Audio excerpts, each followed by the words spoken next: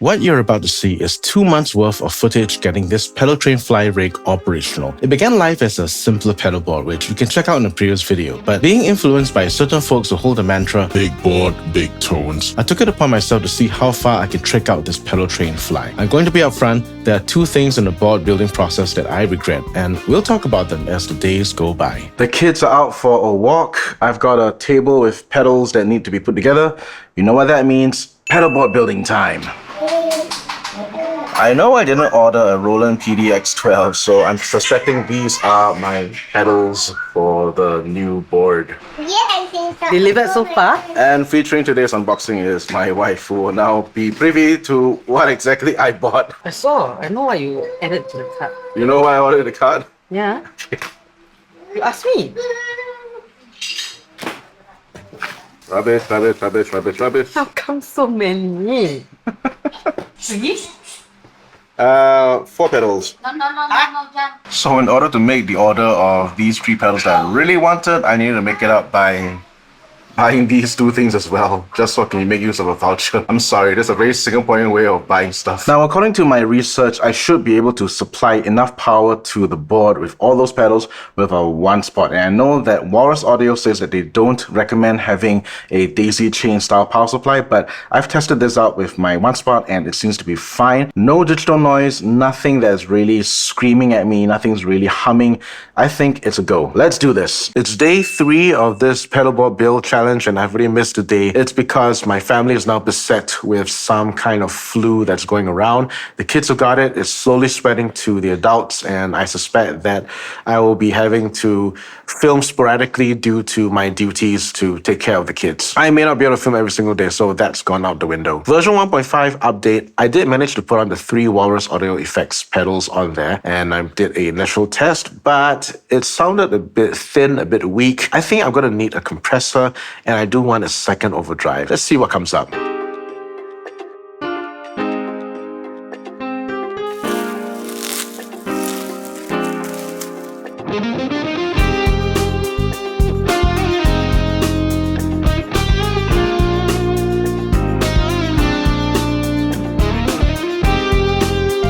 So what do we have here? We've got the 5 pedals on the PT Nano board. That pedal train Nano board that you're seeing is going to end up on the channel sometime in the future, because I'm going to show you that even with those small 5 pedals, you can achieve a great worship tone. So look out for that in the future. This is just pure laziness. I could have disconnected the pedals one by one, but I already have them wired up with the patch cables and stuff, so I didn't want to do it again. So this is just laziness 101. So apparently all of this is less than 1,700 milliamps, which is the maximum amount of current that the 1 spot can provide. And I'm hoping that my pedal train Tetris skills will allow me to have a board as big as this. It's going to be a pretty dope board.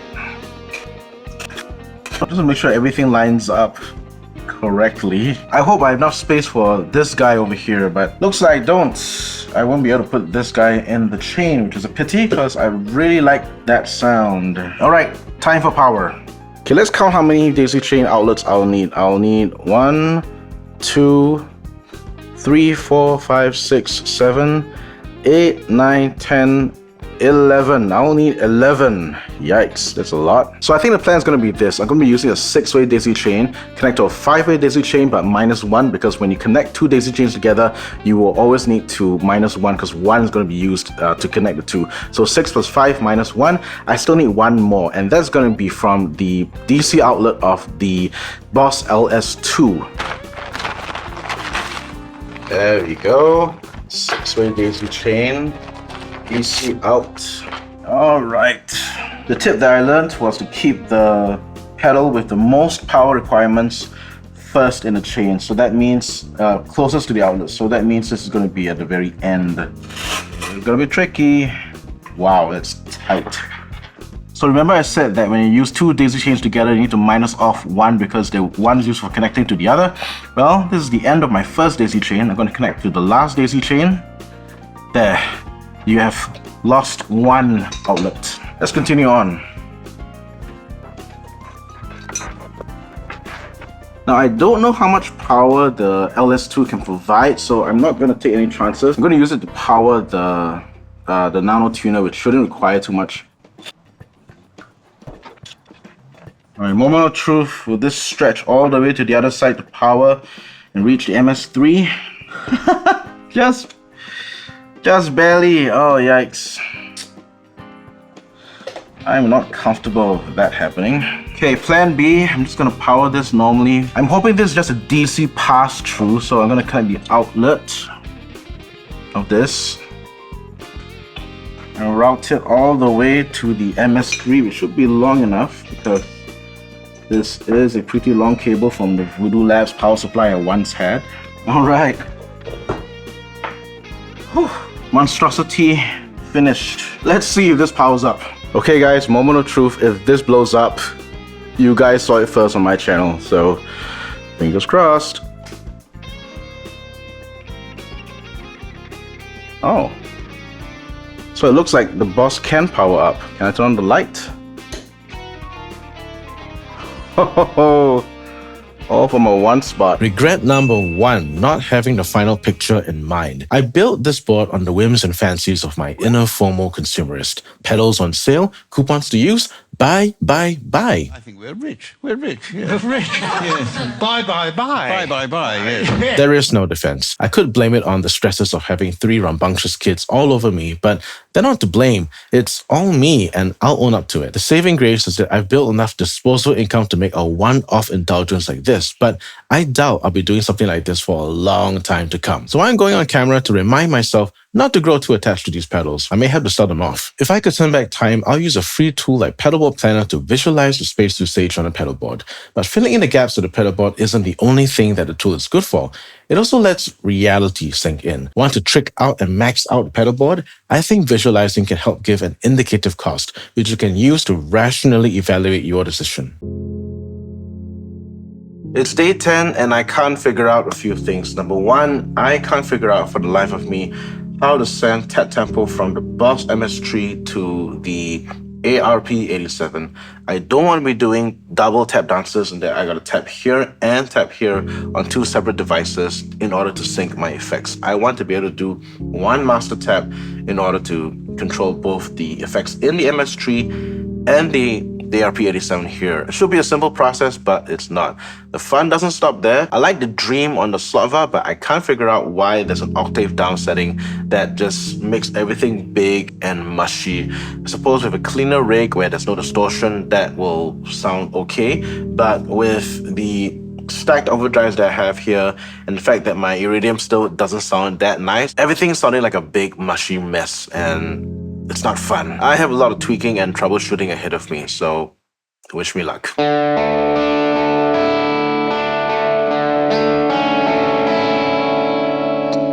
It's day 25 to day 30 of building this pedalboard on the PT Fly platform, and I'm gonna be honest, I don't like the way it sounds.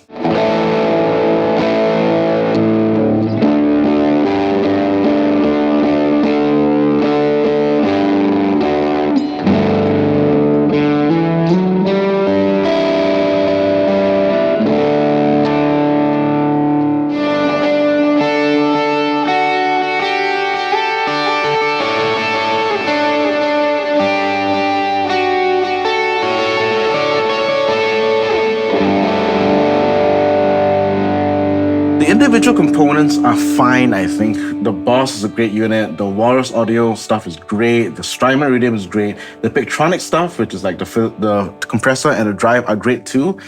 I just can't get them to sound the way that I want them to sound, which is, I guess, I'm used to the HX Storm, the Helix kind of ecosystem, so I don't know why it's sounding so different or why it's sounding so difficult to get the kind of sounds I want. I'm gonna need to do some more experiments, so bear with me. It's day 45-ish, and I think I figured out how to get this rig sounding just the way I want it to. So here is a quick rundown. We've got the Line 6 G10, which is being powered by the Rockstock Pedals Bright Switch, and I have it sent to the LS2, which is acting like a master A-B switch, with one of the signal paths being sent to the Rockstock Pedals tuner, which I can tune up silently and make sure that the rig is muted as well. I love this tuner. It's small, it's accurate, and most importantly, it's bright. I have no qualms bringing this out to an outdoor festival gig because of how bright that LED is. And when I finish tuning, I can press on the LS2 again to send signal to the rest of the board. This is going straight to the Boss MS-3, which is my command center for this rig. Controlling the MS are two additional things. The expression pedal here, which is a Dunlop PX5, PX8, I can't remember the number, but it's the larger one.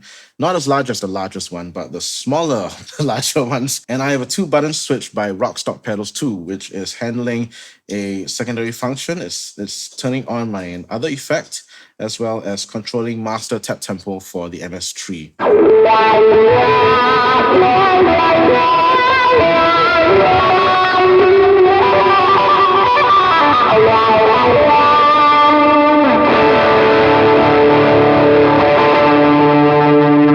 I'm only using one loop in the Boss MS-3, and that loop has got all these 5 pedals inside. The Pigtronics Philosopher's Tone Micro, which is a compressor, a Gamma Drive, which is a Germanium diode kind of overdrive, the first for me, so I'm very excited about that. The Walrus audio pedals, the Aegis overdrive, which I think is a fantastic low gain to medium gain drive, the ARP87 delay, and the Slotvar reverb.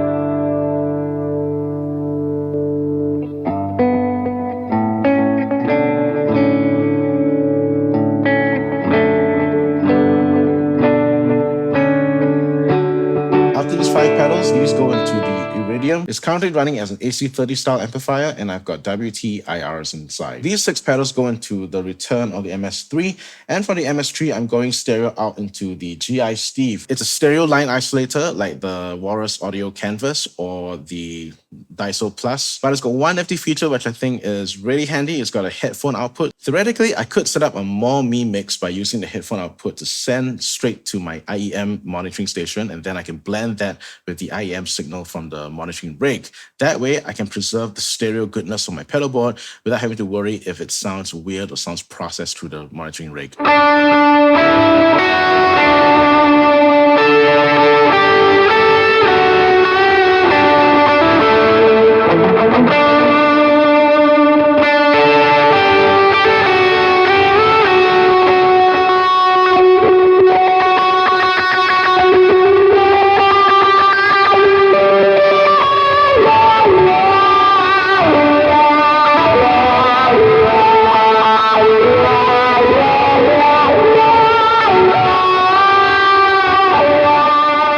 Regret number 2, not understanding my gear enough. I'm going to be honest, out of the supposed 60 days of pedalboard building, I abandoned the project for more than 20 days. Why? I was so depressed on how terrible it sounded, and I think many of you can relate to this.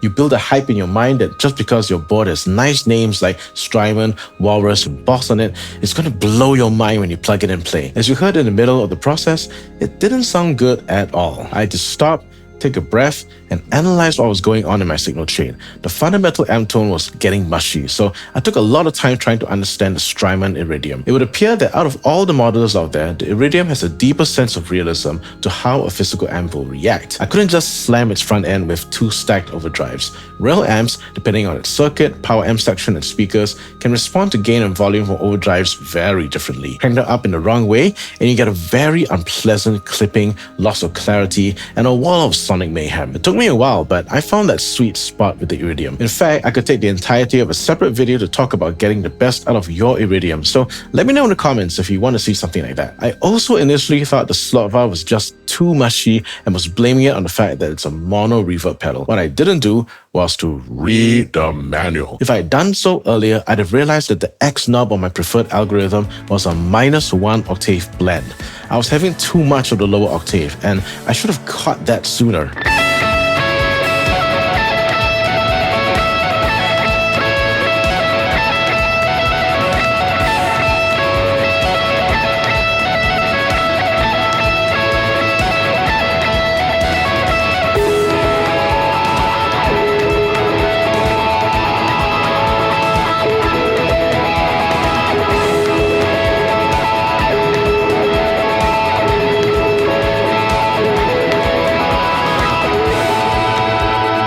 Lessons learned. Plan your board, visualize it with the end in mind, read the manuals, and spend time understanding your gear.